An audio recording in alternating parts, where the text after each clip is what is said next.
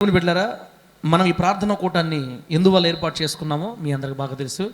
దేవుడు ఈ పరిచర్యని ఈ ప్రాంతంలో ప్రారంభించి రేపటికి 13 సంవత్సరాలు పూర్తయి 14వ సంవత్సరంలోకి మనము వెళ్ళబోతున్నాం.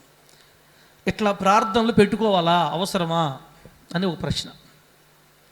ఖచ్చితంగా పెట్టుకోవాలా?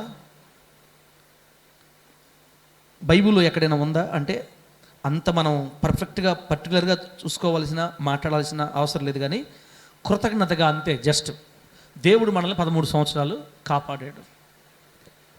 మీకు ఒక విషయం చెప్పాలంటే బైబిల్లో ఒక మాట రాయబడి ఉంటుంది, ప్రారంభం కంటే ముగింపు మేలు అని.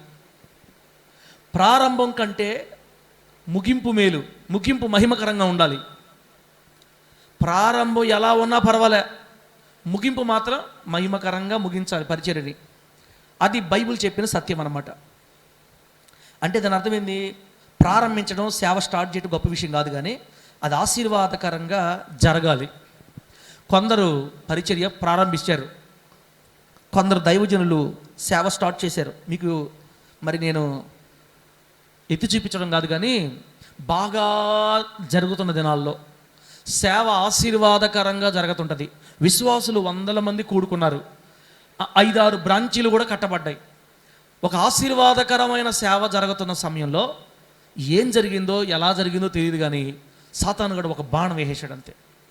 ఆ సాతానుగాడు వేసిన బాణం వల్ల పేక మేడ, ఒక పెద్ద బిల్డింగ్ మీద బాంబు వేస్తే ఎట్ట కూలిపోద్దో అలా ఎన్నో సేవలు కూలిపోయినట్టు మనకి చరిత్రలో చూస్తాం. మన తరంలో కూడా ఎంతో కష్టపడి కట్టుకుంటారు. 10 సంవత్సరాలు, 15 సంవత్సరాలు, 20 సంవత్సరాలు.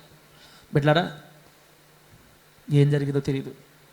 ఒక్కసారిగా సాక్ష్యం పోవటం వల్ల విశ్వాసులు అందరూ వెళ్ళిపోయి సంఘాలు ఎండిపోయి ఉంటాయి. కొంతకాలానికి సేవ మానేస్తారు పూర్తిగా. చర్చిలు కూడా మూసేస్తారు పూర్తిగా. చర్చిలని ఇళ్ళుగా మార్చేసి సేవకులు లేక విశ్వాసులు చెదిరిపోయి అలా ఎన్నో సంఘాలు కూడా అక్కడక్కడ మూయబడి ఉంటాయి. ఈ ప్రార్థన ఎందుకంటే దేవుడు ఏర్పాటు చేసిన ఈ పరిచర్య అలా ఆగకుండా ఇంతవరకు సాగిపోవడానికి ప్రభు సహాయం చేశాడు. మనకి ఇంతదాకా లాక్కురడానికి సహాయం చేశాడు. ఇది మన జ్ఞానం వల్ల జరిగింది కాదు, మన శక్తి వల్ల జరిగింది కాదు, కేవలం దేవుని కృప వల్ల జరిగింది ఇప్పటిదాకా. అర్థమైతే గట్టిగా హల్లెలూయా చెప్పండి. దేవుని కృప వల్ల జరిగింది ఇప్పటిదాకా. దేవుడే ఇంత దూరం తీసుకొచ్చాడు, ఇక ముందు కూడా ఆయన తీసుకెళ్తాడు. మనం బిల్డప్ ఇవ్వడానికి వీల్లేదు. ఇక్కడ దుమ్ము రేపుతానో ఒక రేంజ్లో తీసుకెళ్తా అంతలే. మహామహులే పడిపోయి ఉన్నారు, ఇక్కడ మహామహులే కూలిపోయి ఉన్నారు పరిచర్యలో. పెద్ద పెద్ద బైబిల్ పట్టుకున్న వాళ్ళందరూ గాల్లో కలిసిపోయారు. మన వయసుకి సాతానుగాడి వయసుకి చాలా తేడా. వాడు ఇప్పటి నుంచి కాదు ఉండేది, భూమి పుట్టక ముందుంచే ఉన్నాడు. మనలాంటి తాత ముత్తాత ఎందరినో చూశాడు. కాబట్టి మనం ఎగిరి గంతులేసి నీ అంతు చూస్తానరా ఒరే ముఠా మేస్త్రి, పేరు పిలవచ్చు వాడిని ముఠా మేస్త్రి అని, కానీ వాడు చిన్నవాడు కాదు కదా. దేవుని దయ, దేవుని కంచె మన సహవాసం చుట్టూ మన చుట్టూ ఉంటే తప్ప మనం బతికి బట్టగట్టి సేవను ముగించడం అంత ఈజీ కాదు.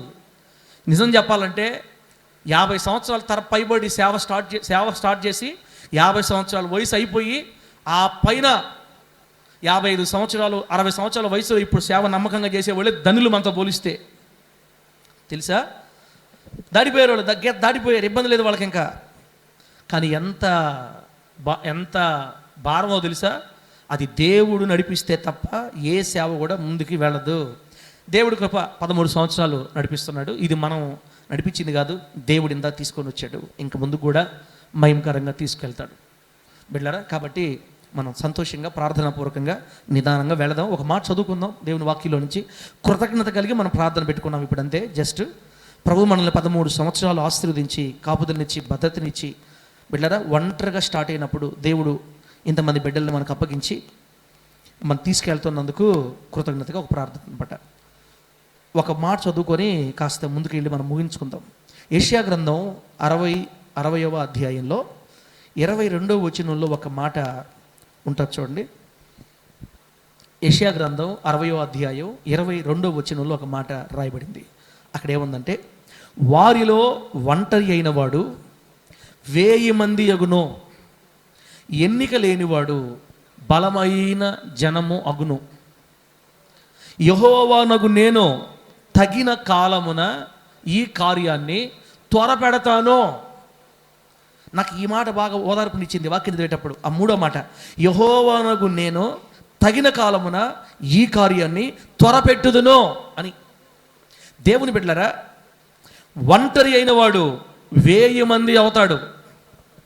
ఎన్నిక లేనివాడు బలమైన జనముగా మారుతాడు. అయితే ఈ కార్యాన్ని యెహోవానైన నేను త్వరపెడతా. ఎప్పుడో తెలుసా? మీ టైంలో కాదు, మీ కాలంలో కాదు, మీ సమయంలో కాదు. తగిన కాలం, రైట్ టైం, తగిన కాలం వచ్చినప్పుడు ఆ సమయం అందు నేను దాన్ని త్వరపెట్టి ఒంటరిగా ఉన్నవాడిని 1000 మంది అయ్యేట్లు చేస్తా. దేవునికి స్తోత్రం కలుగును గాక. గట్టి చెప్పండి హల్లెలూయా. ఒంటరిగా ఉన్నవాడిని ఎంతమందిని చేస్తాను? 1000 మందిని చేస్తా. ఎన్నిక లేని వాడిని, అంటే అర్హత లేని వాడిని, పనికిరాని వాడిని, దీనుడిని, దరిద్రుని ఎన్నుకొని నేను వాడిని ఎలా చేస్తానంటే బలమైన జనముగా చేస్తా. ఒంటరి వాడిని ఎలా చేస్తాను? 1000 మందిగా చేస్తా. ఎన్నిక లేని వాడిని ఎలా చేస్తాను? బలమైన జనంగా చేస్తా అని చెప్పేది ఎవరు? దేవుడా, మనిషా? దేవుడు.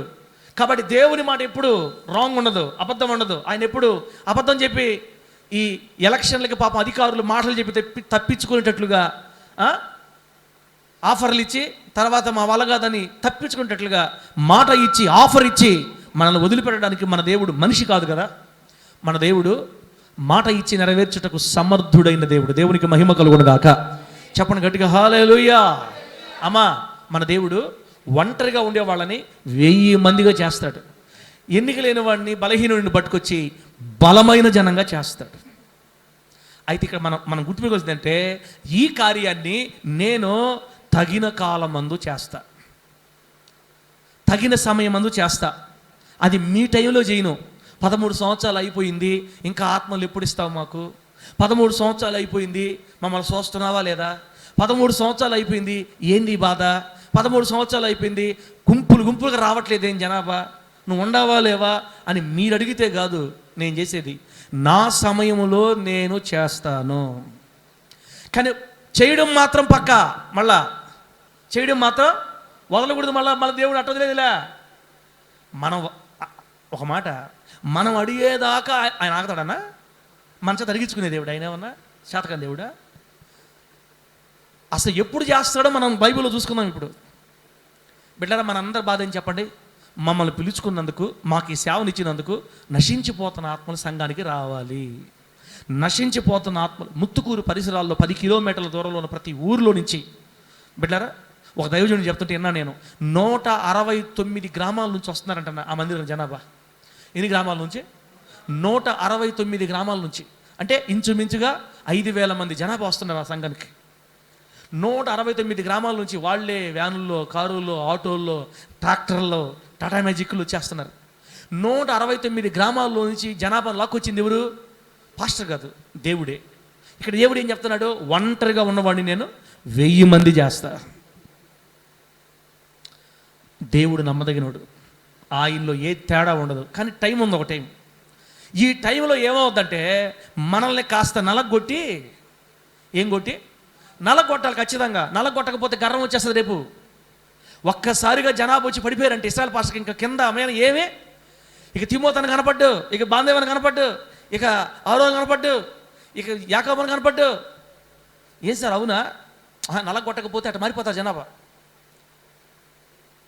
ఆశీర్వాదం అనేది అందుకే దేవుడు ఒక్కసారి ఎవరికి ఇవ్వడు. ఒక ఆశీర్వాదం. ఇప్పుడు కొడుకుకి తండ్రి ఆస్తి ఎప్పుడు అప్పగిస్తాడు చెప్పండి? ఎప్పుడు అప్పగిస్తాడు? కొడుకుకి తండ్రి ఆస్తి ఎప్పుడు అప్పగిస్తాడు? 18 సంవత్సరాల వయసులోనా? 18 సంవత్సరాల వయసులో పిల్లవాడికి మొత్తం ఆస్తి అంత ఇచ్చేసి ఏమైపోద్ది? బైబిల్ గ్రంథంలో ఉన్న చిన్న కుమారుడు ఆస్తిని పాడు చేసినట్టుగా పాడు చేసేస్తారు. వాడికి ఆ ఆస్తి వాల్యూ తెలియదు, విలువ తెలియదు. ఆస్తి విలువ తెలిసిన క్షణాన అప్పుడు తండ్రి తన ఆస్తిని అంతటి కొడుకు అప్పగిస్తాడు. భూ సంబంధమైన తండ్రులే తమ పిల్లలకి సమయం వచ్చినప్పుడు, వాడికి తగిన వయసు వచ్చినప్పుడు ఆస్తి అప్పగిస్తుంటే, తన బిడ్డలు సేవ కావచ్చు, మీ కుటుంబాలు కావచ్చు, మీ పరిస్థితులు కావచ్చు, ఇప్పుడు మీకు కూడా ఆశీర్వాదం కావాలి కదా, మీరు దీవించబడాలి కదా. మీరు అన్ని రంగాల్లో సఫలం అవ్వాలి కదా, మీరు అడుగుపెట్టిన చోట దేవుని దీవెన మీరు పొందాలి కదా. మనకి కూడా మీకు కూడా అవసరం దేవుని ఆశీర్వాదం, సంఘానికి దేవుని ఆశీర్వాదం అవసరం. కానీ ఏ ఆశీర్వాదం ఏ టైంలో ఇవ్వాలో అన్ని వేళలని అన్ని సమయాల్ని ఎరిగి ఉన్నవాడు మన దేవుడు. దేవునికి స్తోత్రం కలుగును గాక. గట్టిగా చెప్పండి హల్లెలూయా. నేను కొంచెం ఇదే దిగులు పడతా ఉన్నా. ఏం ప్రభువా, ఏంది ప్రభువా? అయ్యా నీలో ఏం లేదులే, మాలోనే అంత. కానీ ఎప్పుడు ఇంకా నలగొట్టు, ఫుల్ నలగొట్టు ప్రభువా, నువ్వు ఎట్లా నలగొడితే నలగొట్టించుకుంటా. కానీ నువ్వు ఖచ్చితంగా ఇవ్వాలా. ఆత్మలు మాత్రం నేను ఒప్పుకోను ప్రభువా, ఈ సంవత్సరం మాత్రం కొత్త ఆత్మ చూడాల్సిందే, మేము ఒప్పుకోం అని ఇప్పుడు మనం ఆయన మీద అలగతున్నాం. బాగా అలగడానికే ఈ ప్రార్థనలు, అలుగుడు ప్రార్థనలు ఇవి. 13 సంవత్సరాలు చేసేవు, మాకు ఎప్పుడు జనాభా ఇస్తావు నువ్వు, మాకు అప్పుడు ఆత్మలు ఇస్తావు. నశించిపోతా విగ్రహారాధికులు ఉన్నారు తండ్రి, వెళ్ళారా అని మనం ప్రార్థన చేస్తున్నాం. ఇప్పుడు కాస్త నొప్పి కలిగింది కాబట్టి కాస్త ఎక్కువ ఏడుస్తున్నాం. ఇప్పుడు ఇంకా వస్తుంది నొప్పి మనకి. ఆ నొప్పి ఎట్టుంటుందంటే రాత్రిపూట నిద్ర కూడా రాని దేవుడు. పిలుచుకున్నావు కదా. మనం డబ్బు కోసం సేవకు వచ్చిన వాళ్ళం అయితే, డబ్బు కోసం ఆస్తుల కోసం చేసుకున్న వాళ్ళం అయితే జరిగిపోతుంది, కట్టుకుంటే చాలు. ఒక కారు కూడా వచ్చేసింది, ఇంకా మనకు సేవ కూడా అవసరం లేదు. ఇంకా ఈ మందిరం ఇబ్బంది ఉంది, ఈ మందిరం నింపుకొని చాలే. మనం సంపాదన కొరకు లేకపోతే వాటి కోసం దేవుడి సేవ ఏర్పాటు చేయలేదు. ఈ దీనుణ్ణి ఈ ఎన్నికలో నన్ను ఉపయోగించుకొని కొద్ది మందిని సంపాదించుకోవాలి. దేవుని కోరిక కొద్ది మంది ఆత్మలను ఆయన వైపు ఆకర్షించుకోవాలి. ఈ ఎన్నిక లేని వాడిని నిలబెట్టుకొని ఈ ఎన్నిక లేని వాడిని బలమైన జనంగా చెయ్యాలి అని దేవుని ఆశ. ఈ ఒంటరి వాడిని 1000 మంది చేయాలని దేవుడి ఆశ. నన్నే కాదు, ఇక్కడ కూర్చొని మిమ్మల్ని అందరూ కూడా బలమైన జనంగా చేయాలని తమ్ముడా. మన సంఘం గురించి మాట్లాడుకుంటున్నాం ఇప్పుడు. సంఘము క్షేమాభివృద్ధి పొంది, సంఘము ఒంటరిగా ఉన్న స్థితిలో నుంచి 1000 మంది అయ్యేట్లుగా అసలు మనుషులు దీనిని చెయ్యలేరు, దేవుడే చేస్తాడు. ఎవరికైనా ప్రభువు నామానికి మహిమ కలుగును గాక. సతీష్ కుమార్ పాస్టరు డబ్బులు ఇచ్చి అందరిని పిలిపించుకుంటున్నాడు. సతీష్ కుమార్ పాస్టరు పెద్ద పెద్ద బిల్డింగ్లు కట్టి, పెద్ద పెద్ద మందిరాలు కట్టి అని అంటా ఉంటారు. పాపం బిల్డింగ్లు కడితే మన బిల్డింగ్ కట్టలేదా? మన దగ్గర రాలేదేం జనాభా? మన దగ్గర రావచ్చు కదా. వాళ్ళ దగ్గరికి ఎందుకు వెళ్తారంటే, ఎవరి దగ్గరకైనా ఆత్మలు దేవుడు నడిపిస్తేనే వెళ్తారు, ఆత్మలు దేవుడు పంపితేనే పోతారు ఎవరైనా. కాబట్టి ఎవరెవరికి ఎప్పుడెప్పుడు అప్పగించాలో దేవుడు తెలుసు. బిడ్డలారా, మనకేమి ఇప్పుడు గుంపులు జనాభా వల్లే. మనకు కావాల్సిందంటే నశించిపోతున్న కొందరినైనా దేవుని కోసం మనం పట్టుకోవాలా, మనం రక్షించాలి. మన సంఘం ద్వారా 1000 మంది 100 మంది ఆత్మలు రక్షించబడాలి. ఇంకా ఆ తర్వాత ఆయన ఇష్టం. కానీ ఒంటరిగా మాత్రం మనం ఉండకూడదు, ఇలాగే ఆగిపోం కూడా.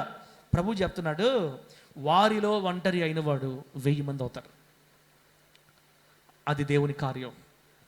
ఎన్నిక లేని వాడిని బలమైన జనంగా దేవుడు మారుస్తాడు, అది దేవుని కార్యం. కానీ ప్రభు చెప్పేది ఏంటంటే, నేను తగిన కాలం మంది ఈ కార్యాన్ని త్వరపెడతాను, నేను ఫాస్ట్ చేస్తా, నేను వేగవంతం చేస్తా. టైం రావాలి. టైం వచ్చినప్పుడు 10 సంవత్సరాల్లో జరగాల్సింది 2 సంవత్సరాల్లో పూర్తి చేసేస్తా యేసు నామములో. ఎందుకు దిగులు పడతారు మీరు? ఏడుస్తారు ఎందుకు? దిగులు పడతాయారా ఇశ్రాయేలు? ఎందుకు ఏడుస్తావు? నేను 20 సంవత్సరాలు జరిగే దాన్ని 5 సంవత్సరాల్లో పూర్తి చేసేస్తా. నా శక్తి గురించి నీకు బాగా తెలుసా? నా గురించి నీకు ఐడియా ఉందా? తగిన కాలమందు ఈ కార్యాన్ని నేను త్వరపెడతా, నీకేం టెన్షన్ లేదు, ధైర్యంగా ఉండు అని మన అందరికీ దేవుడు ధైర్యాన్ని పోస్తున్న వేళ ఈ మొదటి రోజు రాత్రి. సార్ మేమేమి అంత భయంగా లేము, మాకెందుకు వచ్చిన బాధలు సార్ అవన్నీ అంటారా? అలా అనేవాడు ఇక్కడ ఊరు లేరులే. సంఘంలో ఆత్మ లేకపోతే బాధ లేదా? మాకు బాధ లేదా? మనకి తింటానికి తిండి పట్టద్దా? అసలు ఏంది ఆత్మలు ప్రభు రక్షించబడాలి, రావట్లేదు. ఎవరు తిండి పట్టద్ది? ఆత్మీయులు అసలు శుభ్రంగా తినలేరు. అసలు దేవుని కోసం బ్రతికే విశ్వాసులు ఆత్మ రక్షించబడకపోతే నిద్ర రాదు, అన్నం కూడా తినలేరు. ఇక మీకే అటుంటే పాస్టర్కి అటు ఉంటుంది. ఇంకా అసలు మనసు అసలు ఏడుపు దేవుడి దగ్గర. ఆత్మని ప్రభువా, విగ్రహారాధికలు రావాలి ప్రభువా, ముందు మా వీధిలో వాళ్ళు మారాలి ప్రభువా, మా కాలనీ వాళ్ళు మారాలి ప్రభువా, అప్పగించయ్యా, తీసుకురాయ్యా. నువ్వు కాకపోతే ఎవరు చేస్తారయ్యా? నువ్వు ఇవ్వకపోతే ఎవరు ఇస్తారయ్యా? ఎందుకు తీసుకొచ్చావు ఇక్కడికి? పని ఉంటేగా తీసుకొని వచ్చావు, నువ్వు ఇవ్వకపోతే ఎవరిస్తారని మనం ఆయన్ని బ్రతిలాడుకోవాలంతే. బ్రతిలాడుకొని ప్రార్థన చేస్తాడు. అలా ప్రభు చెప్తాడు, తగిన కాలమందు నేను ఆ కార్యాన్ని త్వరపెడతా. ఆమేన్ చెప్పండి, గట్టిగా చెప్పండి హల్లెలూయా. తగిన కాలమందు ఆ కార్యాన్ని నేనే త్వరపెడతానంటే వేగంగా జరిపిస్తా పని. టైం అయిపోతుంది, సంవత్సరాలు అయిపోతున్నాయి, టెన్షన్ పడద్దు మీరు. 5 సంవత్సరాలు జరగాల్సిన దాన్ని సంవత్సరంగా ముగించగలిగిన సత్తా ఉన్నోడిని నేను. ఎందుకు దిగులు పడతారు మీరు? ఎందుకు దిగులు పడతారో? ఒంటరిగా ఉన్నారా? తక్కువ మంది ఉన్నారా? బాధపడుతున్నారా? అందరు రకరకాల మాటలు మాట్లాడుతున్నారా? ఏం పర్వాలేదు. నేను ఎవరినంటే ఒంటరిగా ఉండేవాడిని, 1000 మందిని చేసేవాడిని. కాబట్టి ఇంకెందుకు టెన్షన్ చెప్పండి? ప్రభు మీద ఆధారపడి ఆయన పాదాలు పట్టుకొని సంతోషంగా ప్రార్థన చేస్తూ ముందుకు వెళ్ళిపోవటమే మనకు కావాల్సింది. ఎంత చక్కని మాట. వారిలో ఒంటరి అయిన వాడిని 1000 మందిగా చేస్తాను, ఎన్నిక లేనివాడు బలమైన జనంగా చేస్తాను, ఈ కార్యాన్ని నేను తగిన కాలం మందు త్వరపెడతాను అని దేవుడు మనకి ఇక్కడ వాగ్దానం చేస్తున్నాడు. దేవుని నామానికి మహిమ కలుగును గాక. గట్టి చెప్పండి హల్లెలూయా. బైబిల్లో ఈ వాగ్దానం నెరవేర్పు మన ప్రభు అయిన యేసుక్రీస్తు వారిలో జరిగింది. ఈ వాగ్దానం నెరవేర్పు యేసుక్రీస్తు వారిలో జరిగింది. యేసుక్రీస్తు వారు సేవ ప్రారంభించినప్పుడు ఎంతమందితో స్టార్ట్ చేశాడు? స్టార్టింగ్ 2 లక్షల మందితోనా? యేసు ప్రభు వారు సేవ ప్రారంభించినప్పుడు ఎంతమంది? ఒక్కడే. బాప్తిస్మం పొందిన తర్వాత, బాప్తిస్మిచ్చి యోహాను గారి దగ్గర బాప్తిస్మం పొందిన తర్వాత అరణ్యములోనికి వెళ్ళి 40 రోజులు ఉపవాసం ఉన్నప్పుడు యేసు ప్రభు వారితో ఎంతమంది విశ్వాసులు ఉన్నారు? సేవ ఇంకా స్టార్ట్ చేయలే. ప్రార్థన చేసుకొని వచ్చి సేవ స్టార్ట్ చేయాలి. ప్రార్థన చేసుకొచ్చి ఉపవాసంలో గడిపి అపవాదిని జయించి సేవ స్టార్ట్ చేయాలి, ప్రారంభించాలి. ఇక్కడ యేసుక్రీస్తు వారు 30 సంవత్సరాలు ఇంట్లోనే తల్లిదండ్రుల దగ్గర పనిచేసి 30వ సంవత్సరంలో సేవ ప్రారంభించి బాప్తిస్మం తీసుకున్నప్పుడు ఒంటరివాడు ఒక్కడే బాప్తిస్మం తీసుకొని ప్రార్థన కోసం వెళ్ళాడు. 40 రోజులు ఉపవాసం ఉండి అన్నపానాలు మాని, మరి 40 రోజులు ఏం ప్రార్థన చేస్తున్నాడు? నాకు ఆశ్చర్యం అన్న. ఆయన ఎవరు? మనలాంటి మానవుడా? సృష్టికర్త, దేవుడు కదా, సృష్టికర్త కదా. పరలోకాన్ని వదిలిపెట్టి భూమి మీదకి వచ్చాడు. వచ్చినోడు మనిషి రూపంలో వచ్చాడు, మనలాగా వచ్చాడు. కానీ ఎంత వచ్చినా బైబిల్ ఒక మాట రాయబడింది, 40 రోజులు ప్రార్థనలు అయిపోయిన తర్వాత అంట యేసుక్రీస్తు వారు బాగా నీరసపడిపోయేసరికి పరలోకములో నుండి దేవదూతలు వచ్చి యేసయ్యకి పరిచర్య చేశారని రాయబడింది బైబిల్లో. ఎవరు వచ్చి 40 రోజులు ఉపవాస ప్రార్థన తర్వాత పరలోకంలో వచ్చి దేవదూతలు వచ్చి యేసయ్యకి పరిచర్య చేశారంట. అది ఆయన రేంజ్. అంటే సృష్టికర్త అయిన దేవాతి దేవుడు ఈ భూలోకంలోకి వచ్చి 40 రోజులు ప్రార్థన లేదా? నాకు అర్థం కాలేదు అసలు. ఎందుకు ఏం చేశాడు అక్కడ? 40 ప్రార్థన ఏం చేసి ఉంటాడు? నాకేం తెలుసు. మొత్తం మీద ఆ ప్రార్థన జరిగినప్పుడు ఆయన ఒక్కడే, ఒక్కడే. ప్రభు వాక్యం ఏంటంటే, నేను ఒక్కడిని 1000 మంది చేస్తాను చెప్పాడు దేవుడు. బిడ్డలారా, 3.5 సంవత్సరాలు సేవ జరిగింది. యేసుక్రీస్తు వారు 3.5 సంవత్సరాలు పరిచర్య చేశాడు. ఈ 3.5 సంవత్సరాల్లో రొట్టెలు తినడానికి 5,000 మంది వచ్చారు. ఏం తినడానికి? రొట్టెలు తినడానికి.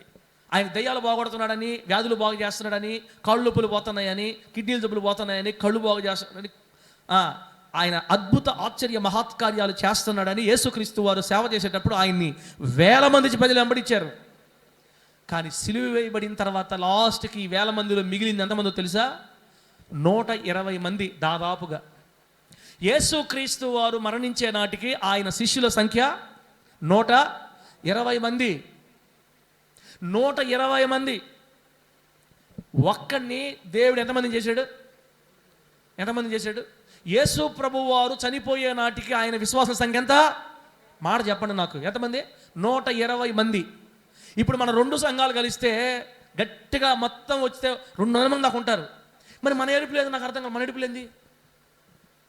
3.5 సంవత్సరాల పరిచర్యలో యేసుక్రీస్తు వారు ఆయన కోసం గట్టిగా నిలబడిన వాళ్ళు 120 మంది.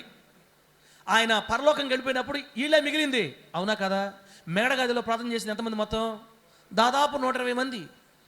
ఆ 120 మందిలో వాళ్ళ అమ్మ, వాళ్ళ పెదనాయన, వాళ్ళ చిన్నాయన మొత్తం తీసేస్తే ఇంకా తగ్గిపోతారు. నేనేమంటానంటే, కించపరిచి మాట్లాడటం కాదు, ఆ 120 మంది ద్వారా కడతాడు ఇప్పుడు రాజ్యాన్ని. అది మనకు కావాల్సిన పాయింట్. యేసుక్రీస్తు వారు భూమి మీద నుంచి వెళ్ళిపోయేటప్పుడు ఆయన తయారు చేసి నిలబెట్టిపోయింది 120 మందిని. ఈ 120 మందికి జాగ్రత్తలు చెప్పి వారిలో 12 మందిని అపోస్తులుగా ఏర్పాటు చేసి అన్ని బాధ్యతలు చెప్పి ఆయన పరలోకం వెళ్ళిపోయాడు. ఇప్పుడు వాళ్ళు మేడగదిలో ప్రార్థన చేసుకుంటున్నారు. 10 రోజులు ఉపవాసం ఉండి ప్రార్థన చేసుకున్నారు. ఆ పెంతెకోస్తు పండుగ దినాన పరిశుద్ధాత్మ దేవుడు భూమి మీదకి దిగి వచ్చి వారి మీద ఒక్కొక్కరి మీద వ్రాలినప్పుడు వారికి పరిశుద్ధాత్మ శక్తి పొందుకున్నారని వాక్యం సెలవిచ్చింది. దేవునికి మహిమ కలుగును గాక. గట్టి చెప్పండి హల్లెలూయా. మన మూలవాక్యులు దేవుడు ఏం చెప్పాడంటే తగిన కాలమందు నేను ఆ కార్యాన్ని త్వరపెడతా అని చెప్పాడు. యేసుక్రీస్తు వారు బతుకున్నప్పుడు 1000 మంది మారలేదు, 100 మందే, లాస్ట్కి 120 మందే. కానీ పరిశుద్ధాత్మ దేవుని పొందుకున్న పేతురు గారు ఆ రోజు వాక్యం చెప్పాడు. మనము అపోస్తుల కార్యాల గ్రంథం 2వ అధ్యాయంలో ఆ వాక్యం చదివితే నాకు తెలిసి 4 నిమిషాలు కూడా ఉండదు ఆ వాక్యం. అబ్బా ఎన్ని నిమిషాలు ఉండదు? 4 నిమిషాలు కూడా ఉండదు ఆ వాక్యం. అపోస్తుల కార్యాల గ్రంథం 2వ అధ్యాయం మీరు తీస్తే, 2వ అధ్యాయం మీరు తీసి చదవలేదు, కాకపోతే నేను మీకు చెప్తా. 2వ అధ్యాయం తీస్తే అక్కడ 14వ వచనం నుంచి ఆయన పేతురు గారు వాక్యం చెప్తాడు. 14వ వచనం నుంచి ఆయన వాక్యం చెప్తాడు పేతురు గారు. 14వ వచనం నుంచి ఎన్నో వచనం దాకా ఆయన వాక్యం చెప్పండి చూడండి. 36వ వచనం దాకా, 14వ వచనం నుంచి 36వ వచనం దాకా మనం చదువుకుంటే ఆడేమంటో తెలుసా? మీరు సిలువ వేసింది మనం ఎదురు చూస్తున్న మెస్సయ్యనే అని యేసుక్రీస్తు వారి సిలువను గురించి మాట్లాడతాడు అనమాట. ఈ 15 వచనాలు లేదా 17, 16 వచనాలు మనం కానీ ధ్యానం చేస్తే నాకు తెలిస్తే నేను కానీ అయితే 5 నిమిషాలు ఈ వాక్యం చెప్పేస్తా. సరే ఎంతైనా ఒక అరగంట వేసుకోండి, అరగంట సేపు ఏడ నిలబడతారు వాళ్ళు? పండగకు వచ్చిన వాళ్ళు, యూదులు పండగకు వచ్చారు. ఆ పండుగ సమయంలో వీళ్ళు ఏదో గలబా చేస్తున్నారని చుట్టుపక్కల ప్రజలు కూడుకున్నారు. నాకు తెలిసి ఒక 10-12 నిమిషాల పాటు మాట్లాడాడు పేతురు గారు. కానీ ఇక్కడ రాయబడిన మాట ఏంటంటే, ఆ మాట చూడండి, ఎన్నో వచ్చింది తెలుసా? 40 వచనం చూడండి. 40 వచనం అపోస్తుల కార్యాల గ్రంథం 2వ అధ్యాయం 40 వచనం. 12-13 నిమిషాల వాక్యం అయిపోయిన తర్వాత ఇంకను అనేక విధములైన మాటలతో సాక్ష్యం ఇచ్చి, మీరు మూర్ఖులకు ఈ తరము వారికి వేరై రక్షణ పొందుడని వారిని హెచ్చరించెనో, కాబట్టి అతని వాక్యం అంగీకరించిన వారు బాప్తిస్మం పొందిరి. అదిగో పేతురు గారు 13 నిమిషాలు 14 నిమిషాలు చెప్పిన వాక్యానికి బాప్తిస్మం పొందారంట. ఎంతమంది పొందారంటే ఆ దినమందు ఇంచుమించు 3000 మంది చేర్చబడిరి. దేవునికి స్తోత్రం కలుగునుగాక. చెప్పండి గట్టిగా హల్లెలూయా. యేసుక్రీస్తు వారు సేవ చేసినప్పుడు లాస్ట్కి ఎంతమంది ఉన్నారు? 120 మంది. పేతురు గారు ఒక్కసారి వాక్యం చేసి ఎంతమంది మారారు? 3000 మంది. నిన్నటిదాకా 120 మంది ఉన్న సంఘం ఒకే దెబ్బతో 3000 మంది చేరిపోయింది. దేవునికి స్తోత్రం కలుగునుగాక. ఆ తర్వాత ఒక 4 రోజుల్లో సొలొమోను గారి మందిరంలో వాక్యం చెప్తాడు మరలా, అక్కడ 5000 మంది మారిపోయారు. అంటే నెల తిరగసరికే 8000 మంది విశ్వాసులు అయిపోయారు. అబ్బా, బైబిల్ ఏం చెప్పింది? ఆ కార్యాన్ని తగిన కాలమందు నేను త్వరపెడతా. నేను చేసినప్పుడు స్పీడ్ అవుతుంది పని, మీరు స్పీడ్ చేయొద్దు. మీరు స్పీడ్ చేయాలని మీరు ట్రై చేయొద్దు. తగిన కాలం వచ్చిందంటే నేను త్వరపెడతా. యేసయ్యా, నీ రోజుల్లో కూడా ఇంతమంది మారలేదు కదా నాయనా అని మనం అనకూడదు. యేసుక్రీస్తు వారు సరైన మనుషులు తయారు చేసిపోయాడు. పరిశుద్ధాత్మ దేవుడు రావడం 1000 మందిని చేరుస్తున్నాడు సంఘంలో, 1000 మందిని. 47వ వచనం చూడండి. 47వ వచనం అదే 2వ అధ్యాయం 47వ వచనం ఏముందంటే, ఆనందముతోనూ నిష్కపటమైన హృదయముతోనూ ఆహారం పుచ్చుకొనుచుండిరి, మరియు ప్రభువు రక్షణ పొందుచున్న వారిని అనుదినము వారితో చేర్చుచుండెను. ప్రతిరోజు కొత్త ఆత్మలు మారడం, సంఘంలో చేరడం. నాకు తెలిసి 2-3 నెలలు అయ్యే లోపల యెరూషలేం మారిపోయింది. యేసునామములో ఆమేన్ చెప్పండి గట్టిగా. యెరూషలేం పట్టణంలో ఉన్న ప్రతి కుటుంబం క్రిస్టియన్ ఫ్యామిలీ అయిపోయింది. అందుకు కదా తత్తరపడిపోయి, భయపడిపోయి, టెన్షన్ పడిపోయి యూదుల పెద్దలు అపోస్తలుల మీద, యేసుక్రీస్తు శిష్యుల మీద హింసలు స్టార్ట్ చేశారు. బిడ్డలారా, ఇదంతా నేను మీకు ఎందుకు చెప్పానంటే, ఒంటరిగా స్టార్ట్ చేసిన యేసయ్య సేవ ఆయన దాటుకున్న తర్వాత పేతురు గారి సమయంలో 1000 మందికి విస్తరించింది. అలాగే దేవుడు మనకిచ్చిన ఈ సేవను కూడా ఒక టైం వచ్చినప్పుడు ఖచ్చితంగా ఆయన జ్ఞాపకం చేసుకుంటాడు. ఖచ్చితంగా మనల్ని అభివృద్ధి చేస్తాడు. నశించిపోతున్న ఆత్మల్ని మనకిస్తాడు. ఆయన ప్రత్యేక దర్శనంతోనే మనకి మందిరాన్ని ఈ ప్రాంతంలో ఏర్పాటు చేశాడు. మనం ఏమీ టెన్షన్ పడాల్సిన అవసరం లేదు, దిగులు పడాల్సిన అవసరం లేదు. ప్రభు చెప్తున్నాడు, ఎన్నిక లేని వాడిని నేను బలమైన జనంగా చేస్తా, ఒంటరి వాడిని 1000 మంది చేస్తా. ఆ కాలమందు, తగిన కాలమందు నేను దాన్ని త్వరపెడతా, మీ ధైర్యం ఉండండి అని మనకి యేసుక్రీస్తు వారి సేవే మనకి ఎంత ఆశీర్వాదం పెట్టారా. ఒక్కసారి వాక్యం చెప్తే 3000 మంది, ఒక్క వాక్యానికి 3000 మంది బాప్తిసం పొందారు. ఆ తర్వాత 3వ అధ్యాయంలో కానీ పోతే 3 అధ్యాయంలో 5,000 మంది మారతారు.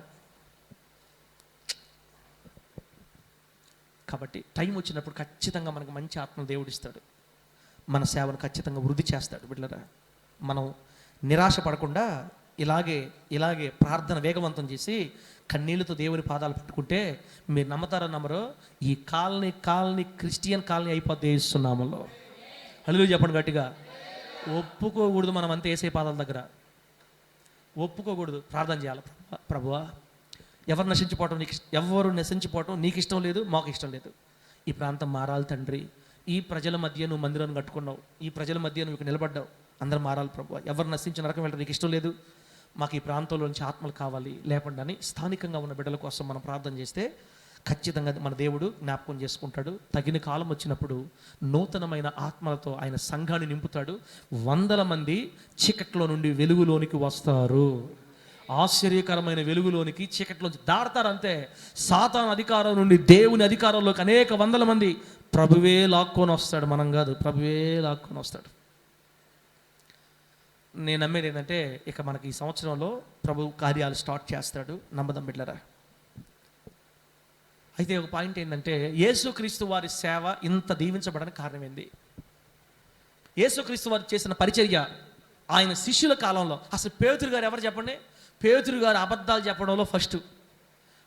చెప్పడంలో ఫస్ట్ అని ఎందుకన్నానంటే పాపం ఆయన అట్లని అబద్ధాలు చెప్పడం అలవాటు కాదు ఆయనకి. ప్రాణం రక్షించుకోవడానికి యేసుక్రీస్తు వారిని ఏమి జరుగుతుందో దగ్గరుండి చూసుకుందామని అబద్ధం చెప్పాడు అనమాట. ఏం అబద్ధం చెప్పాడు? యేసు ఎవరో నాకు తెలియదని ఒట్టు పెట్టుకున్నాడు. ఎందుకు పెట్టుకున్నాడు? పాపం కావాలని కాదు, భయపడి కాదు, నేను దగ్గరుండి ఆయనకి ఏం జరుగుతుందో చూసుకోవాలా, నా తండ్రిని చూసుకోవాలి, నా బోధకుని చూసుకోవాలని ప్రేమతో ఆయన అబద్ధం చెప్పాడు. బిడ్డలారా, బొంకేడని రాయబడింది బైబిల్లో. ఒట్టు పెట్టుకున్నాడంటే ఆయన ఎవరో నాకు తెలియదు అని. కోపగ్రస్తుడు, బాగా కోపం ఎక్కువ. అట్లాంటి వ్యక్తి మేడగదిలో పరిశుద్ధాత్మ శక్తి పొందిన తర్వాత 10 నిమిషాలు మాట్లాడితే 1000 మంది మారిపోతున్నారు. రాబోయే రోజుల్లో మీ నోళ్లకు కూడా దేవుడు ఆ శక్తిని అనుగ్రహించును గాక. మీరు ఇతరులతో మాట్లాడితే వారు ప్రభువు వైపు ఆకర్షించబడే అంత శక్తి మన నోళ్ళకి, మన స్వరాలకి, మన హృదయాలకి, మన శరీరాలకి ఆ శక్తిని దేవుడు సమకూర్చును గాక. బిడ్డలారా, యేసుక్రీస్తు వారి సేవ అలా దీవించబడటానికి ఒక 3 కారణాలు చెప్తాను నేను. 3 కారణాలు. యేసుక్రీస్తు వారి సేవ దీవించబడినట్టే మన సేవ కూడా దీవించబడాలంటే మనం కూడా, నేను కూడా, మీరు కూడా జాగ్రత్త పడాలా. అలా జాగ్రత్త పడితేనే మన సేవ తగిన కాలం మందు అనేకులకు ఆశీర్వాదకరంగా దేవుడు మారుస్తాడు. ఎవరి సేవ అయినా, ఎవరి పరిచర్య అయినా, ఏ కుటుంబం అయినా, నీ కుటుంబం అయినా, నా కుటుంబం అయినా, మన పరిచర్య అయినా, ఏ పరిచర్య అయినా, ఈ భూమి మీద దేవుని కొరకు నిలబడిన ఎవరైనా తగిన కాలం మందు బలమైన జనంగా మార్చబడాలంటే యేసుక్రీస్తు వారు వెళ్ళిన త్రోవలోనే మనం కూడా వెళ్ళాలి. ప్రభువుకి మహిమ కలుగును గాక. పౌలు గారు చెప్పారు, నేను క్రీస్తును పోలి నడుచుకున్న ప్రకారం మీరు నన్ను పోలి నడుచుకోండి అని చెప్పాడు. అంటే మనం యేసయ్యను పోలి నడుచుకోవాలా. యేసయ్య ఏం చేశాడంటే, రెఫరెన్స్ నేను చెప్పను, ఒక 3 మాటలు గుర్తు చేస్తాను మీకు. యేసుక్రీస్తు వారు ఒక మాట చెప్పాడు. ఏంటంటే, నాలో పాపం ఉన్నదని మీలో ఎవడు స్థాపించగలడు? యోహాను సువార్తలో ఉంటుంది అన్నమాట. ఏమని? నాలో పాపం ఉన్నదని మీలో ఎవడు స్థాపిస్తాడు?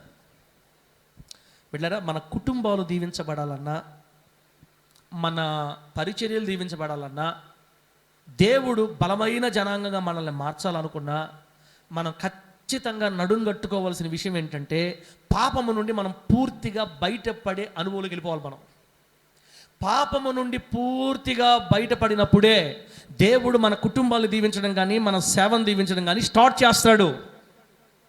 గట్టిగా అర్థమైతే హల్లెలూయా అని చెప్పండి. గట్టిగా హల్లెలూయా. యేసుక్రీస్తు వారి ఏమైనా పాపం ఉందా? యేసుక్రీస్తు వాళ్ళ పాపం అంతలా ఏం చెప్పాడు? నాలో పాపం ఉందని మీలో ఎవడు రుజుపరచగలరు? దైవజనుల్లో పాపం ఉంటే సంఘాలు అభివృద్ధి కావు. సంఘములో ఉన్న విశ్వాసుల్లో పాపం ఉన్నా కూడా సంఘం అభివృద్ధి కాదు. పాపుల మధ్య యేసయ్య నివాసం చేయడు. సంఘంలో పాపం ఉందాం అనుకోండి, ఆ పాపం మధ్యలోకి వచ్చి యేసయ్య నివాసం చేయడు. దైవజనుడు ఆ పాపాన్ని తొలగించాలి, ఆ మాటలు చెప్పాలి, దేవుని వాక్యం చేత హెచ్చరించాలి, బిడ్డలను గద్దించాలి, సరిచేసుకోవాలి. మొత్తం మీద బైబిల్ ఒక మాట రాయబడింది. యెహోషువ గారి కాలంలో హాయి పట్టణం మీద యుద్ధానికి వెళ్ళారు.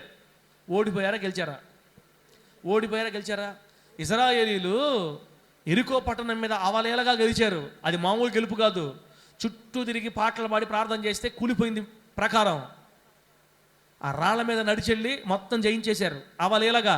1000 మంది ఉన్న ఊరు ఓడిపోతే 3000 మంది ఉన్న పట్టణం మాత్రం చాలా తక్కువ మంది, చిన్న ఊరు హాయి మీద ఓడిపోయారు. కారణం ఏంటంటే దేవుడు చెయ్యవద్దు అని చెప్పిన పనిని చేశాడు. యెరికో పట్టణంలో ఉన్నటువంటి ఆస్తిని మీరు ముట్టొద్దు, అది శపించబడింది. వెండి, బంగారం, పశువులు మొత్తం కాల్చేయాలి మీరు. అక్కడి నుంచి మీరు ఏమి తెచ్చుకోకూడదని దేవుడు చెప్తే ఆకాను అనే వ్యక్తి ఏం చేశాడు చెప్పండి?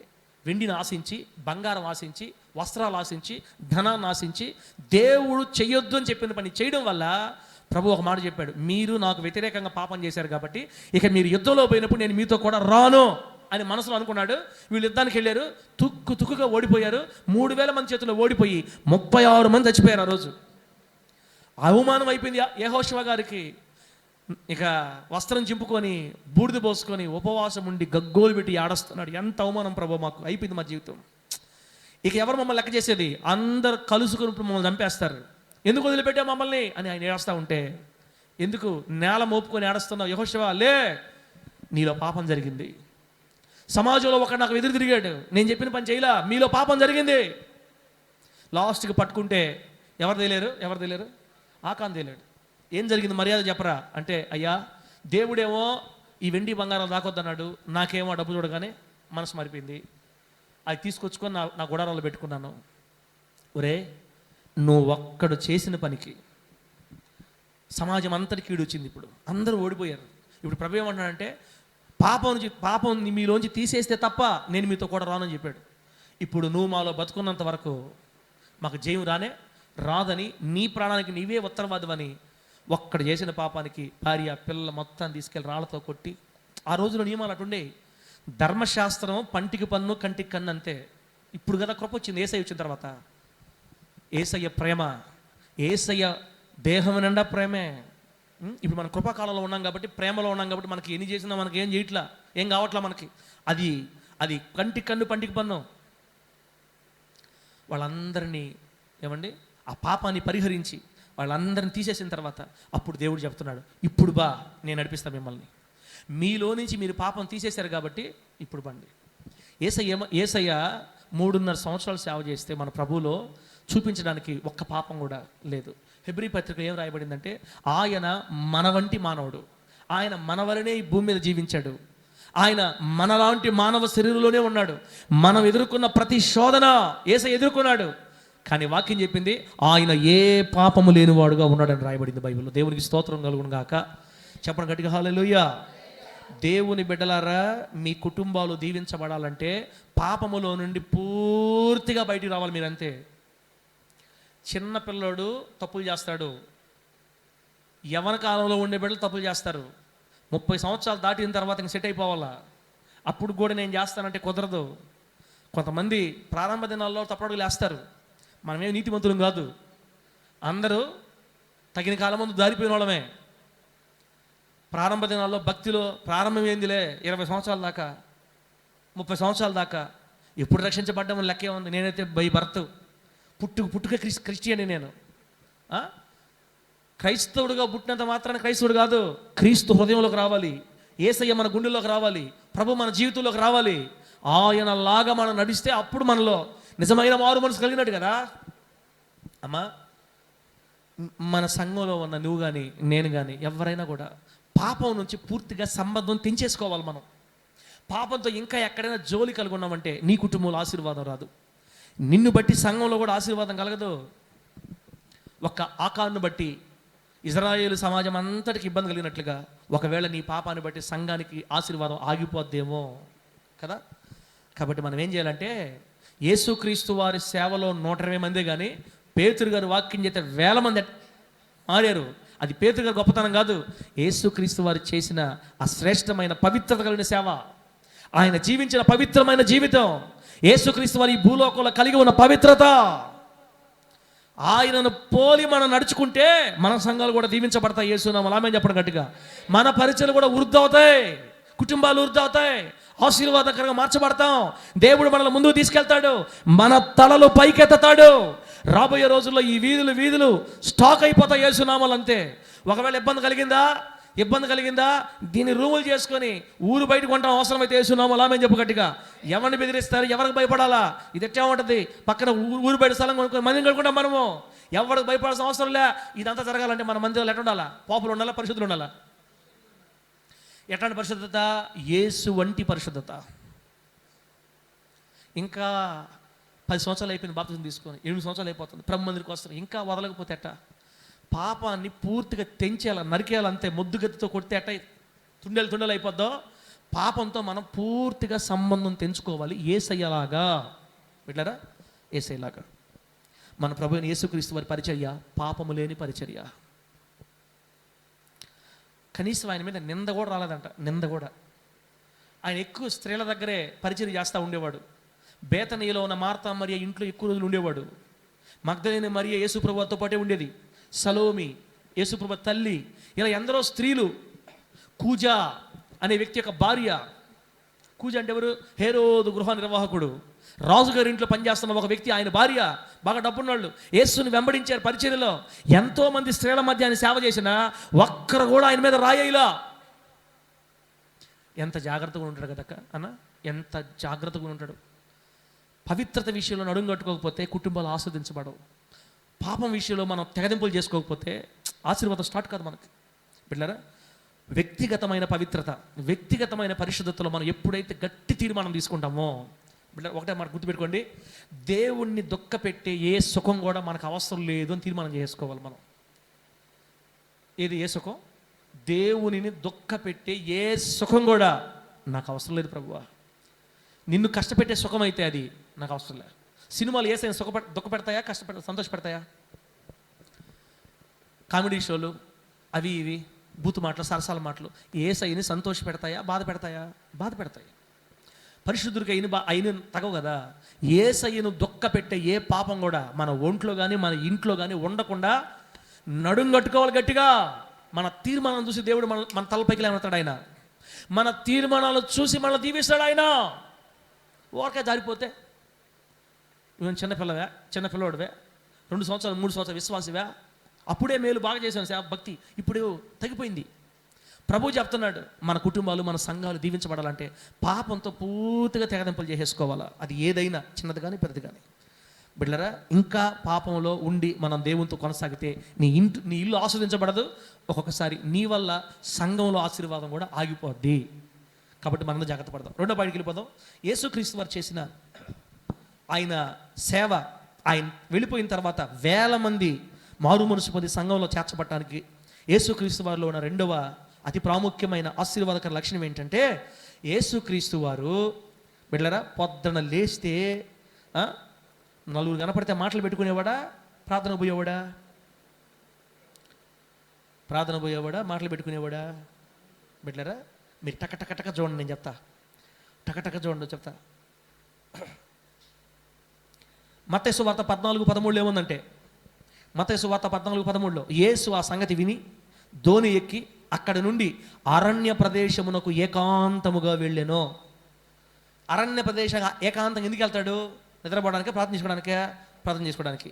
అదే 14వ అధ్యాయం 23వ వచనంలో మళ్ళా ఆయన ఆ జన సమూహములను పంపివేసి ప్రార్థన చేయుటకు ఏకాంతముగా కొండ ఎక్కిపోయి సాయంకాలం అయినప్పుడు ఒంటరిగా ఉన్నాడు.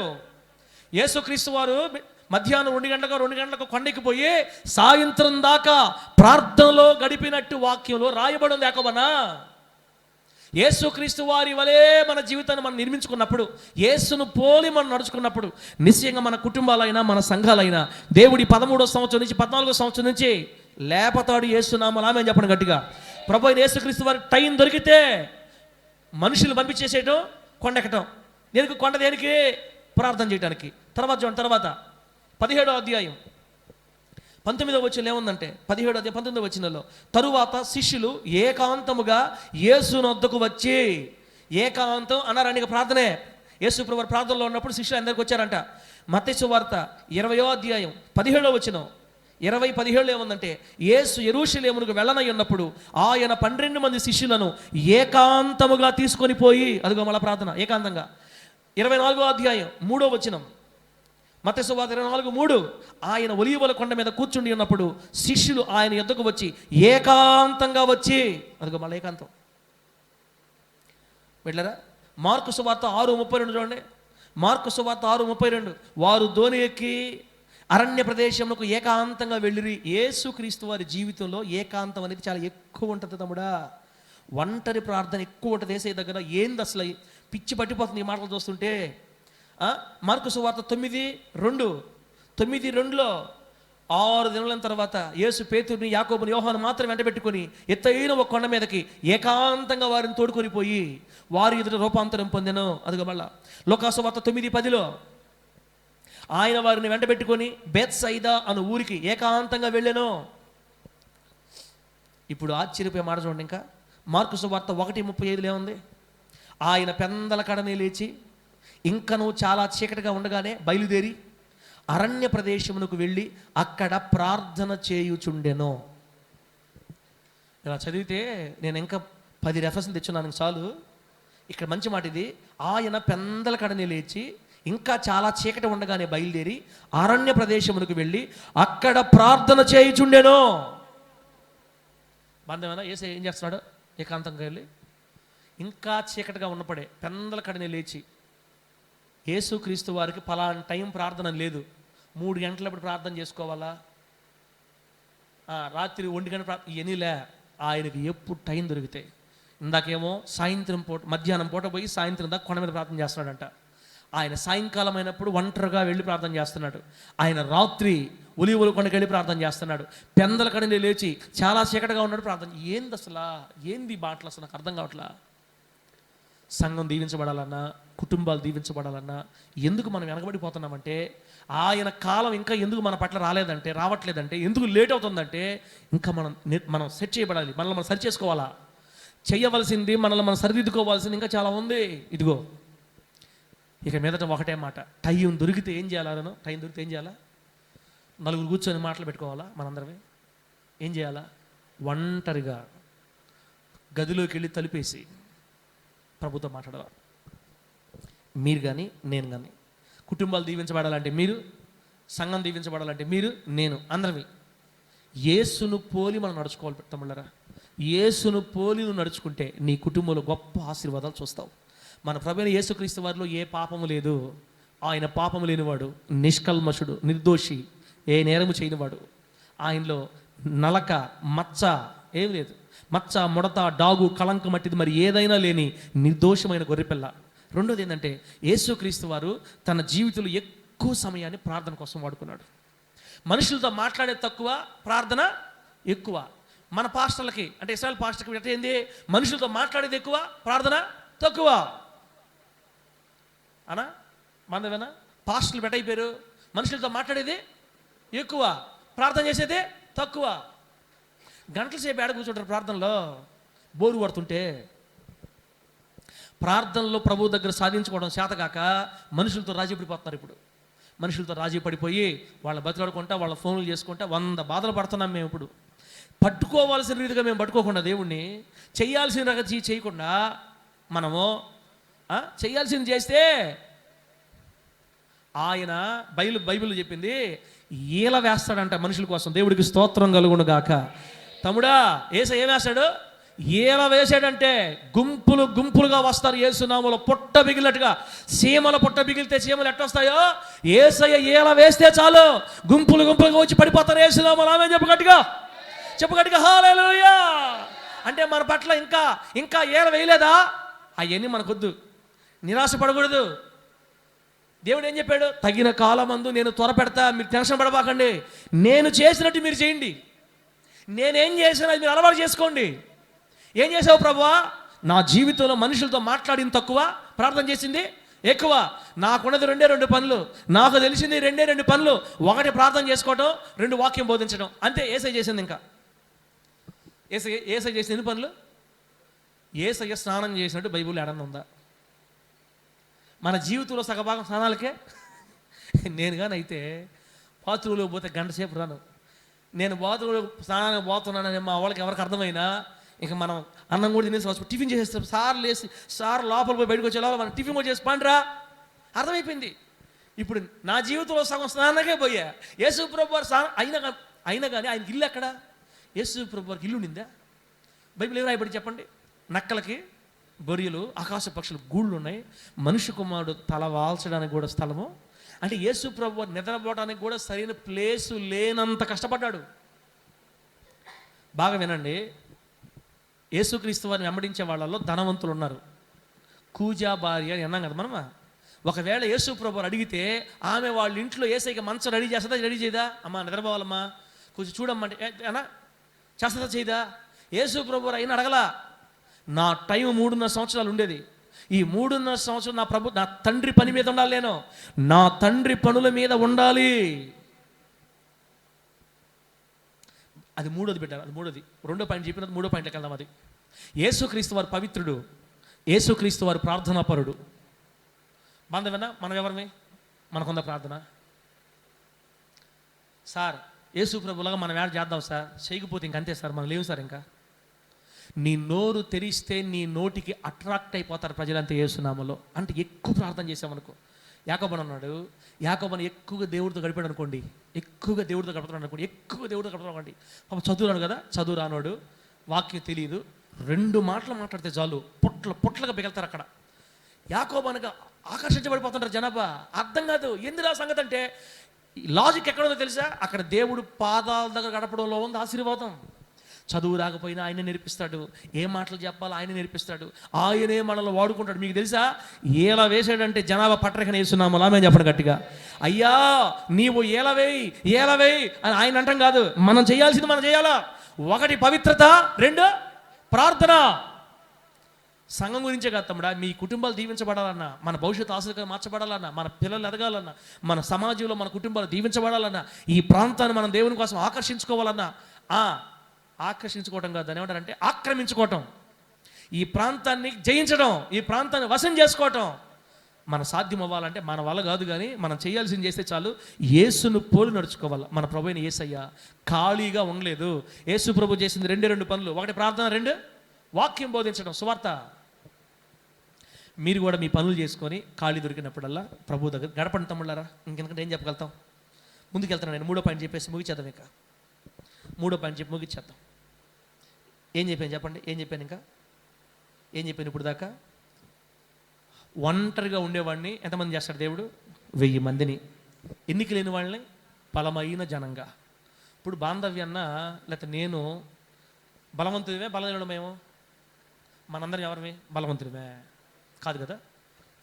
ఇప్పుడు ఏమైనా జరిగితే ఎవరు మీకు దిక్కెవరు? ఎవరు వస్తారా మీకు వచ్చి? ఎవరిని ఆదరించే వాళ్ళు ఉన్నారా? రాజకీయ నాకు వరుస దిగతారు మీకేమన్నా? అంటే నేను అడిగిన మాటలు మీకు అర్థమైనట్లే.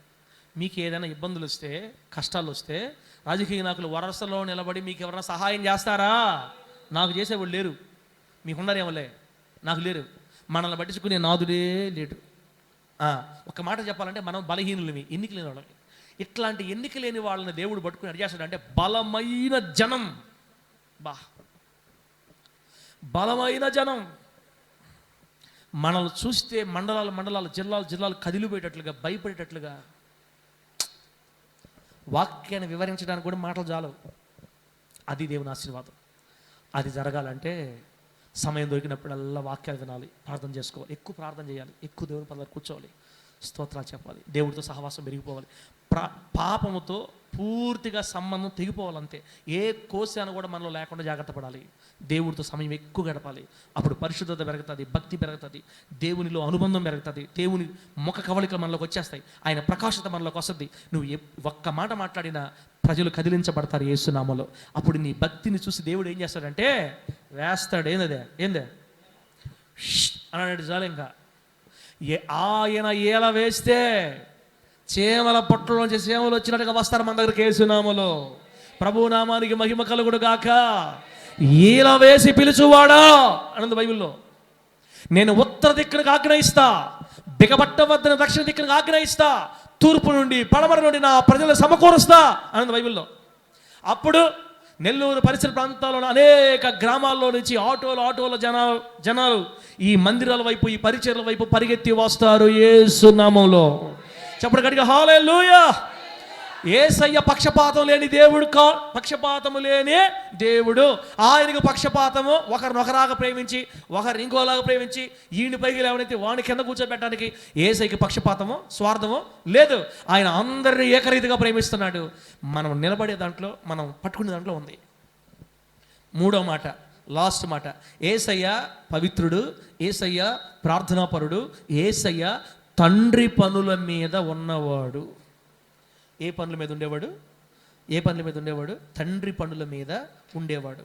12 సంవత్సరాల వయసులో యేసుక్రీస్తు తప్పిపోయాడు. ఒకరోజు పండగకు వస్తే వాళ్ళ అమ్మ ఒకరోజు అంత దూరం నడిచి వెళ్ళిపోయారు. అమ్మ నాన్న చూసుకుంటే లేడు కనబడలా, బంధువులు కనబడలా.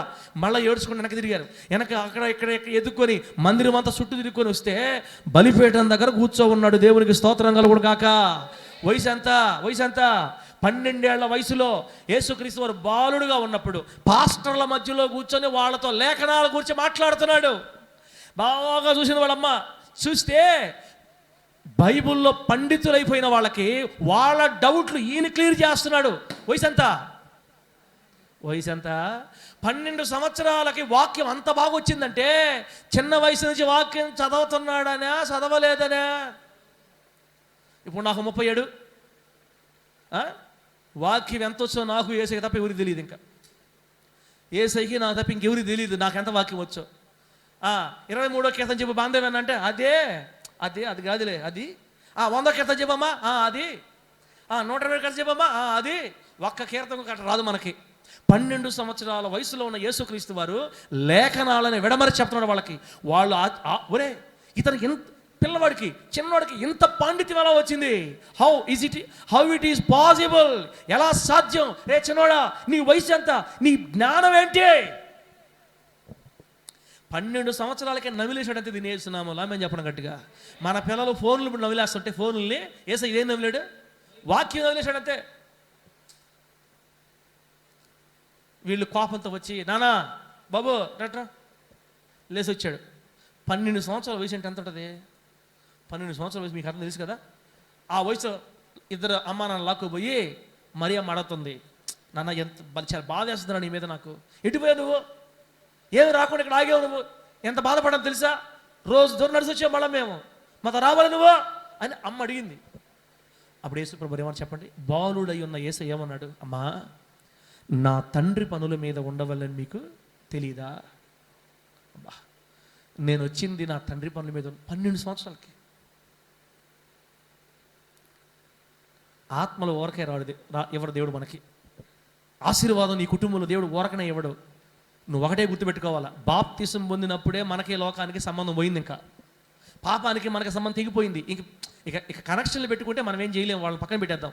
నువ్వు నేను దేవుని కోసం తీర్మానం చేసుకుంటున్నాం కాబట్టి గట్టిగా నిలబడి, ప్రభువా ఇదిగో నీ పనుల మీదే ఉండాలి నేను. ఇంకా నాకు లోక సంబంధమైన పనులు, నా పనులు ఏం వద్దులే నాయనా, బతకడానికి ఏదో సంపాదించుకోవడానికి నా పనులు అంతే.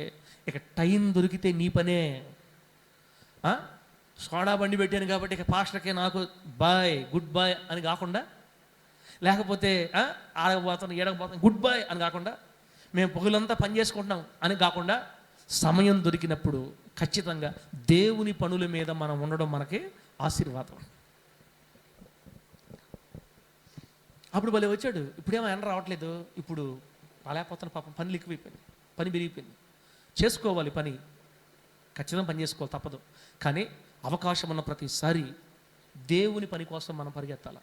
దేవుని పనుల మీద ఉండే వాళ్ళని దేవుడు ఖచ్చితంగా ఆశీర్వదిస్తాడు. మనుషులు మర్చిపోయిన దేవుడు మరవడు. దేవుని పనుల మీద ఉండాలా బిడ్డ. ఇంక నేను ముగిచేస్తున్నా, ప్రార్థన చేసుకుందాం. ఇక ఈ 13వ సంవత్సరంలో, ఈ 14వ సంవత్సరంలో మన సేవని కొంచెం ఆయన ముందుకు తీసుకోబోతాడని నాకైతే నమ్మకం ఉంది. ఆమె చెప్పడం గట్టిగా. కొంచెం ముందుకు నెడతాడని మాత్రం నమ్మకం ఉంది. ఇంకా పట్టు వదలకూడదు మన దేవుడి దగ్గర. ప్రభువా సహాయం చేయి. పిలిచిన దేవుడు నమ్మదగిన దేవుడివి. నువ్వు చెప్పావు నీలాగా పవిత్రులమై ఉండాలి, నీలాగా ప్రార్థనా పరులమై ఉండాలి, నీలాగా తండ్రి పనుల మీదే దేవుని పనుల మీదే మేము ఉండాలి. ఆ సహాయం చేయ ప్రభువా. చనిపోయే వరకు యేసయ్య వేరే పనే పెట్టుకోవాలా. సిలువ మీద చచ్చిపోయేటప్పుడు కూడా ఏందమ్మా ఆతృత నాకు అర్థం కాల. సిలువ మీద ఎన్ని మాట మాట్లాడాడు? ఒక్కటన్నా లోకసభ మాట ఉందా? 7 మాటలు మాట్లాడితే ఒక్కటన్నా లోకసభ మాట్లాడు, ఆడ కూడా తండ్రితో మాట్లాడుతున్నాడు. సిలువ మీద కూడా, తండ్రి నీవు నాకు అప్పగిచ్చిన పనిని సమస్తం ముగించా, దేవునికి స్తోత్రం కలుగును గాక. మా కొడుకు ఇదిగో నీ కుమారుడు, అబ్బాయి ఇదిగో మీ అమ్మ. ఆయన ఏం మాట్లాడినా నాయనో ఇది ఎలా సాధ్యం తండ్రి? 24 గంటలు వాక్యం, దేవుని పని తండ్రి పని, దేవుని పని తండ్రి పని, ప్రార్థన పని చేసుకోవటం దేవుని పని, పని చేసుకోవటం దేవుని పని, ఇటు నీ పని అటు దేవుడి పని, ఇటు నీ పని అటు దేవుడు. ఎందుకు అసలు దేవుడు ఒంటరిగా ఉన్నవాడిని ఎంతమంది చేస్తాడు దేవుడు? 1000 మందిని పొందుకోవాలంటే యేసునామంలో. వదిలేదులే. వాక్యం ఏది రాయబడింది? మొదట నీ స్థితి కొద్దిగానే ఉంటుంది, ఇబ్బంది లేదు. 13 సంవత్సరాలు దాటింది, ఇకనా ఇంకేంది? మొదట మధ్యలోకి వచ్చేసాం మనం. ఇప్పుడు గుండెల అవిసెలు ఎడవాలా, అన్ని విషయాలు జాగ్రత్త చేసుకోవాలా, సర్దుకోవాలా, తెంచుకోవాలా, నరకాలా, ప్రభుతో కలిసిపోవాలి యేసునామములో, అంతే. మొదటి నీ స్థితి కొద్దిగా ఉన్నా రాను తుదకు వచ్చేసరికి, నువ్వు ముగింపుకు వచ్చేసరికి మహాభివృద్ధి. ఆస్తిలో కాదు, ఆత్మల్లో. సంఘాల కట్టుబడిలో కాదు, బిల్డింగుల్లో కాదు, ఆత్మలో. రాబోయే రోజుల్లో ఆ 100,000 మంది ఆత్మలు దేవుడు మనకు అప్పగించును గాక. నశించిపోతున్న ఆత్మల్ని మన చేతులకి ప్రభు అప్పగించును గాక. బిడ్డలారా, ఆయన ఎంత నమ్మదగిన దేవుడు అంటే, ఆయన కొరకు ఆసక్తి కలిగిన వాళ్ళ కోసం దేవుడు ఎదురు చూస్తున్నా అంట. నా బంధవన్న ఏం చూస్తున్నాడు? ఎదురు చూస్తున్నాడు. ఆయన కొరకు ఆసక్తి కలిగిన వాళ్ళ కోసం ఆయన ఎదురు చూస్తున్నాడు. నా పనుల మీద ఉండేవాళ్ళు ఎవరా, నా కోసం ఆశించేవాళ్ళు ఎవరా, నాతో గడిపేవాళ్ళు ఎవరా, ఎదురు చూస్తున్నాడు ఆయన. ఎవరిని వదులుతాడా? ఎవరికి అన్యాయం చేయడు. నా ప్రభు చరిత్రలో అన్యాయం చేయడం లేదు. పేతురు, యోహాను, ఆంధ్రీ వీళ్ళందరూ కూడా చేపలు పట్టే వలలు, దోడులు మొత్తం విడిచిపెట్టి యేసయ్యని వెంబడించారు. యేసయ్యని కొరకు అన్ని వదిలేశారు కదా. దేవుడు వాళ్ళని అన్యాయం చేశాడా? చివరికి వాళ్ళ ప్రాణాలు కూడా పెట్టేశారు దేవుడి కోసం. ప్రాణాలు కూడా పెట్టారు యేసయ్య కోసం. వదిలేరా? మనందరం చూస్తాం పోయి పరలోక రాజ్యంలో యేసయ్యతో పాటు సింహాసనాల మీద కూర్చుంటారంట. ఆమె చెప్పండి గట్టిగా. ఎక్కడ కూర్చుంటారు? 12 సింహాసనాల మీద కూర్చొని ఇశ్రాయేలు గోత్రాలకి తీర్పు తీర్చే విధంగా దేవుడు వారిని ఆశీర్వదించి పరలోకం లేవనెత్తాడు వాళ్ళని.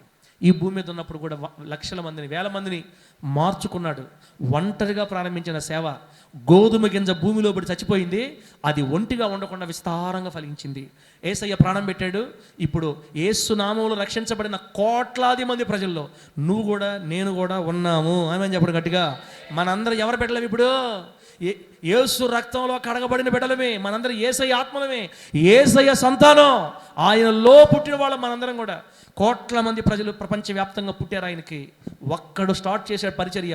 ఇప్పుడు ఏమంటే బలమైన జనంగా ప్రార్థన చేసుకుందాం. ఇంకా ఒక మాట ఏంటంటే, నెబుకద్నెజర్ రాజుకు వచ్చింది ఒక కళ.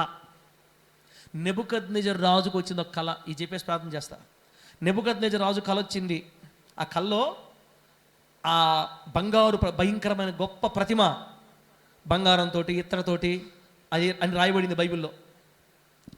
ఆ గొప్ప ప్రతిమ అంట ఒక చిన్న రాయి గాల్లో రివ్వును వచ్చిందంట. దేవుడి స్తోత్రం కలుగును గాక. చేతి సహాయము లేకుండా తీయబడిన ఒక రాయి గాల్లో ఎగురుకుంటా వచ్చి ఆ మహాప్రతిమ యొక్క కాళ్ళ మీద తగిలేసరికి ఈ పెద్ద ప్రతిమ ముక్కలుగా పొడి అయిపోయిందంట. ఆ ఒక్క చిన్న రాయి దెబ్బకి. తల ఏమో బబులోను సామ్రాజ్యం, ఇదేమో మాదీయ పారసీక సామ్రాజ్యం, ఇదేమో గ్రీకు సామ్రాజ్యం, కాళ్ళు ఏమో రోమా సామ్రాజ్యం. 4 సామ్రాజ్యాలు ఆ ఒక్క రాయి దెబ్బకి ఎగిరి పొడి అయిపోయినాయి. అప్పుడు బైబిల్ చెప్పింది ఏంటంటే, ఆ చిన్న రాయి అంతంత ఎదిగి మహా గొప్ప పర్వతం అంత అయిపోయిందని రాయబడింది అక్కడ. ఆ చిన్న రాయి ఎవరంటే, ఇప్పుడు వరకు మనం మాట్లాడుకున్న మన ప్రభు అయిన యేసుక్రీస్తు వారు. ఈ భూలోక రాజ్యాలను మించిన రాజ్యం యేసయ్య రాజ్యం. ఈ భూమి మీద ఉన్న ఏ ప్రపంచంలో కూడా, ఏ దేశంలో కూడా యేసు అనే పేరు లేకుండా లేదు. భూమిని చుట్టేశాడు యేసు నామంలో. బ్రిటిష్ సామ్రాజ్యం అయినా కొన్ని దేశాలే పరిపాలించిందన్న. రోమా సామ్రాజ్యం కొన్ని దేశాలు పరిపాలించింది. అంతకుముందు ఒట్టోమన్ సామ్రాజ్యం అని, టర్కీ, ఏదేదో ఉండి ఇవన్నీ కొన్ని దేశాలే పరిపాలించాయి. ఈరోజు సర్వ ప్రపంచ దేశాల్లో యేసు అనే పేరు లేని దేశమే లేదు. సమస్త ప్రపంచాన్ని చుట్టింది ఆ రాయి. చిన్న రాయి ఇప్పుడు మహాపర్వతం అయిపోయింది. ఇది యేసయ్య ప్రేమ సామ్రాజ్యం. ఆ రాజ్యంలో నీవు నేను సైనికులమే, మనం దేవుని బిడ్డలవి. మనం కూడా దేవుని కోసం నడుం కట్టుకుంటే ఈ చిన్న పరిచర్ని పెద్ద పర్వతంగా దేవుడు మారుస్తాడు యేసునామములో. చప్పలు కొట్టి ప్రభు మహిమ పడతానికి లాస్ట్లో కొట్టు. దేవునికి మహిమ కలుగును గాక. నడుం కట్టుకోబెట్ట దేవుని కోసం పవిత్రంగా. పవిత్రత విషయం రాజ్యపడబాక. ఇక మీదట ప్రభుని గట్టిగా పట్టుకో. పవిత్రంగా మనం నిలబడాలి, ప్రార్థనా పరులం అవ్వాలి. దేవుని పనుల మీద నువ్వు ఉండగలిగితే ఇక మీదట మన సేవ ఆయన తీసుకుని వెళ్తాడు, ఏల కొడతాడు.